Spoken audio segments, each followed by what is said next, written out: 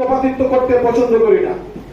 আমার GM sir এই তো পরশুদিন উনি মোল্লা আবুল কালাম আজাদ, এই যে ওনাদের জিএম স্যারের ভাই, ডাকাতিরের জিএম স্যারের ভাই আমাদের জিএম, উনি আমাদের পক্ষে আছে কিন্তু চিঠি দেয় না।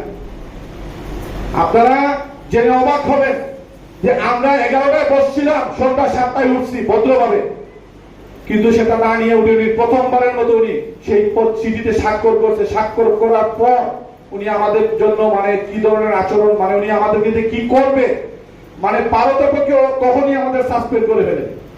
ওনার সম্ভব না সেটা করতে, এবং ওনারা আমাদেরকে যে দেখে নিবে এটাও আপনারা বুঝেন যে সময় সুযোগ পেলে ওনারা দেখে নিবে। যাই হোক, আমরা 45,000, ওনারা 80 জন, এখন 80 জন নাই, আছে 10 থেকে 11 জন, 11 জন নাই, লাস্টে 3 জনকে পাওয়া গেছে। অতএব উনারাও একদিন নিঃশেষ হয়ে যাবে। এগুলো আমরা সবাই মনে ধারণ করি। যারা বলছে কামাল ভাই আমরা হৃদয়ে ধারণ করি ইউনিটি, আমাদের ইউনিটিটা কখন দরকার? পরবর্তী সময়ে দরকার। আমরা আমাদের দাবি এবং যৌক্তিক কথাগুলি স্টাডি করি, আমাদের কোনগুলি প্রয়োজন, কোনগুলি অতীব প্রয়োজন, কোনগুলি অনেকে জানি না। আমাদের অধিকার সম্পর্কে আমরা সচেতন হই। ইনশাআল্লাহ দেখবেন যে সবাই মিলে যেটা বলবেন সেটাই বাস্তবায়ন হবে।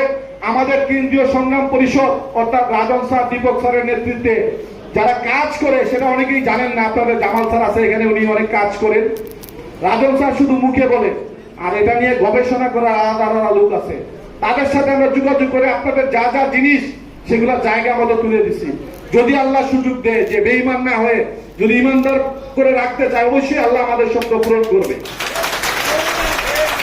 আমাদেরকে বিশ্বাস করেছেন, আমরা আপনাদের বিশ্বাসের পুরোপুরি আস্থা রাখতে চেষ্টা করব। আল্লাহ যাতে আমাদেরকে সেই তৌফিক দান করে। সবার সুস্বাস্থ্য এবং মঙ্গল কামনা করে আজকের মতো বিদায় নিলাম। দেখা হবে বিজয়ে, দেখা হবে রাজপথে, ইনশাআল্লাহ সফল আমরা হব। আল্লাহ হাফেজ।